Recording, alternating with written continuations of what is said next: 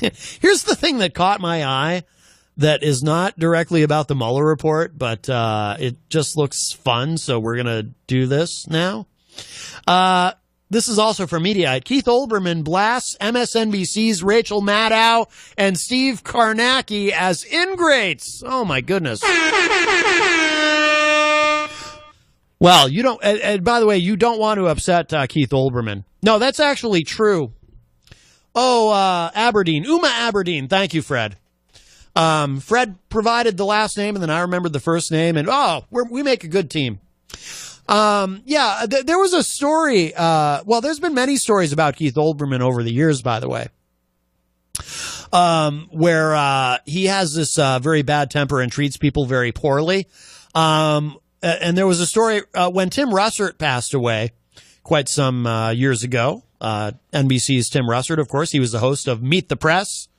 If it's Sunday, it's Meet the Press. Remember that? I think they still say that. I think Chuck Todd, even now that he says that, or maybe not. Maybe they retired that. Maybe they left. They retired that when Russert passed away. I'm not sure. Anyway, Tim Russert, of course, beloved by everyone and regarded as very fair.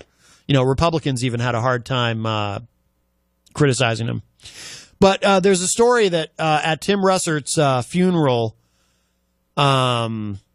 or at the reception after the funeral, and I'm not saying any of this to be funny. This is. I remember reading this online. It may not be true, just because I know you're not supposed to put anything that's not true on the internet, but there's this story that Olbermann lost his temper and started yelling because he was not satisfied with the cold cuts that were being served or the lack of condiments or something. Something about there was something at the buffet table, I think, that Olbermann found unsatisfactory because during that time period, he was still a huge star at MSNBC. So, but apparently, I don't know. He wanted, and look, I'm human. I can kind of see, like I always say, it's my stomach's world. You all just live in it. If I were at a funeral and, maybe I go to get maybe a delicious hamburger from the buffet table or barbecue. This sounds more like barbecue food, really. But do you serve hamburgers at a funeral? I don't know. I don't go to that many funerals, but I'd like to think that if I went to more of them, which I don't want to do because that would mean people around me are dying, but I'd like to think that there would be hamburgers available. Anyway, if I went to go procure a hamburger and found that there was no mayonnaise, I might freak out too and make a big scene. I like to think that I wouldn't, but I'm just a man with a stomach. I don't know what I would do. I like to think I would politely and quietly ask, hey, is there any, mayonnaise? But I don't know that I would. I might freak out. I'd be like, hey, I know somebody's dead, but there's no mayonnaise over here. Come on. I might do that. I can't promise I wouldn't. When John Hopwood was here earlier, by the way, he left the door slightly ajar.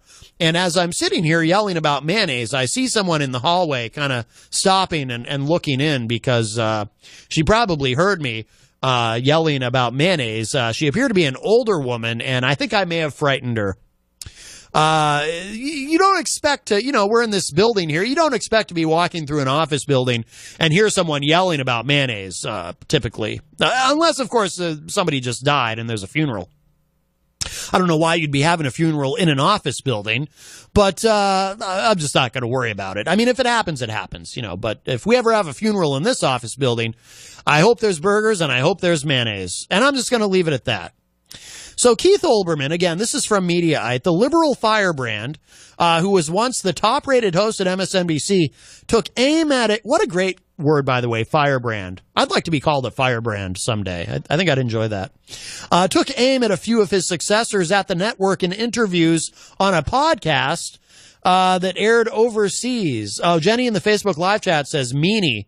You're right. It would be mean to serve hamburgers without mayonnaise. I agree with you. I'd be very angry. Daily Beast editor-at-large Lloyd Grove first covered Olbermann's comments, which were made in a series of conversations with BBC presenter Ross Atkins. Olbermann quit MSNBC in 2011. I watched that happen live. I was watching his show that night. when I still had something called the cable. And, yeah, it was weird because it was like out of nowhere. Like he comes back from commercial break and he's like, yeah, by the way, I'm done. Thanks everybody. It's like, what?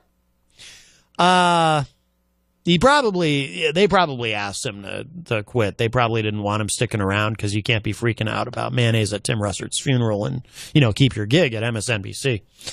Everybody who works in media knows that. So he quit in 2011, leaving behind what was left of a 4-year, $30 million contract he signed in 2008, and apparently still harbors resentments against his former colleagues.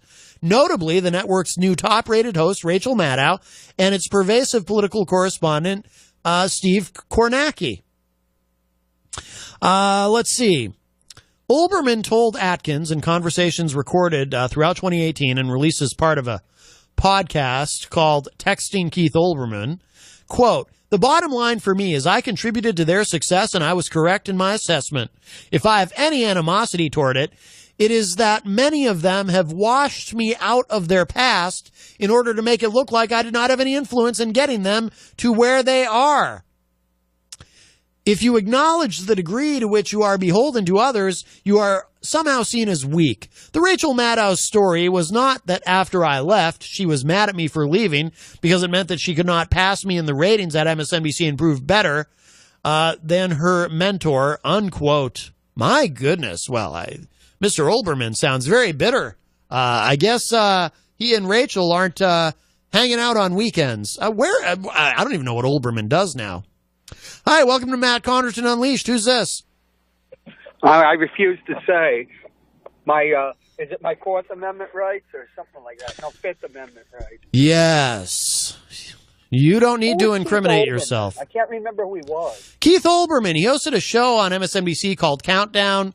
Before that, he had worked as a sports analyst at ESPN, and he actually went back to ESPN for a while. He's tall. He's got kind of that classic news face, if that makes sense. He's got kind of a square jaw, kind of a long face. He wears glasses. He's got the perfectly coiffed news anchor hair.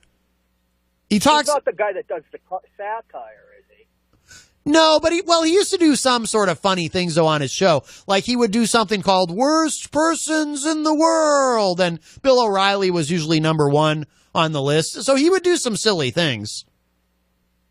So he's the guy with the glasses that looks like a nerd that was kind of a comedian. You know who he kind of looks like? He kind of looks like Drew Carey. He's fat? No, well, Drew Carey's not fat anymore. Have you seen Drew Carey lately? He lost all the weight. Now he looks like Keith Olbermann. Why would I watch Drew Carey? Why wouldn't you?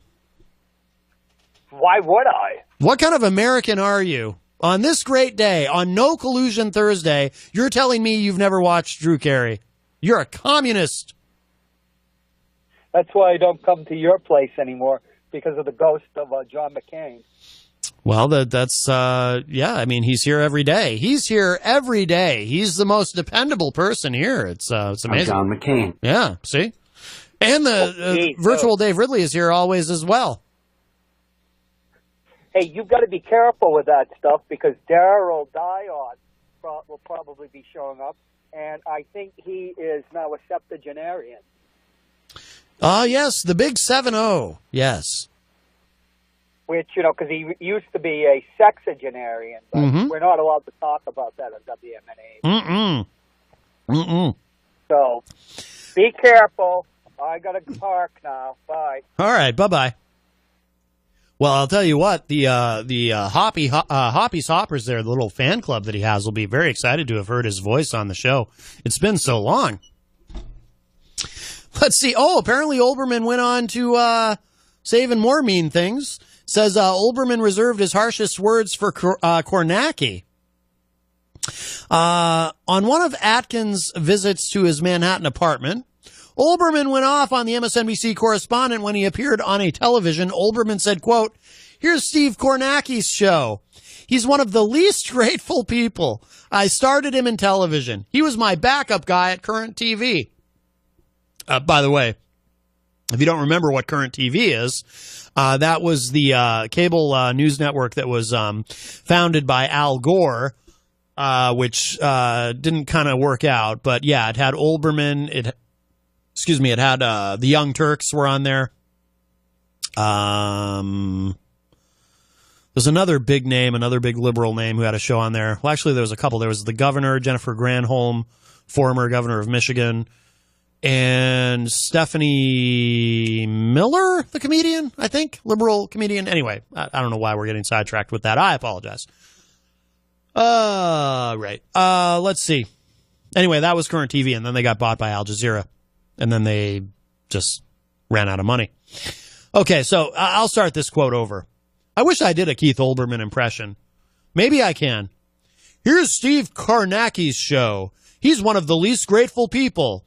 I started him in television. He was my backup guy at Current TV. He'd never done any TV, and I was sort of bringing him along. And while he was doing that, he was negotiating with MSNBC. And now he has a show there.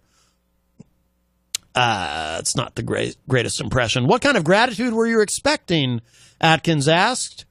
Well, let me find out that maybe you're thinking of not working for me anymore rather than letting me read a press release from MSNBC. Oh, my goodness. Wow. What a bitter man that Keith Olbermann is. Hi, welcome to Matt Connarton Unleashed. Who's this? Oh, I just want to, I don't think I told you that that's because septuagenarians are far more susceptible to fright from spirits, statistically speaking. Now you have it. Wait a minute. Are you telling me? Oh, and he hangs up. So is he telling me that Daryl Dion, who will be here later, because of course on Thursdays we're followed by the weekly Dion, hosted by Ben Dion and his father Daryl.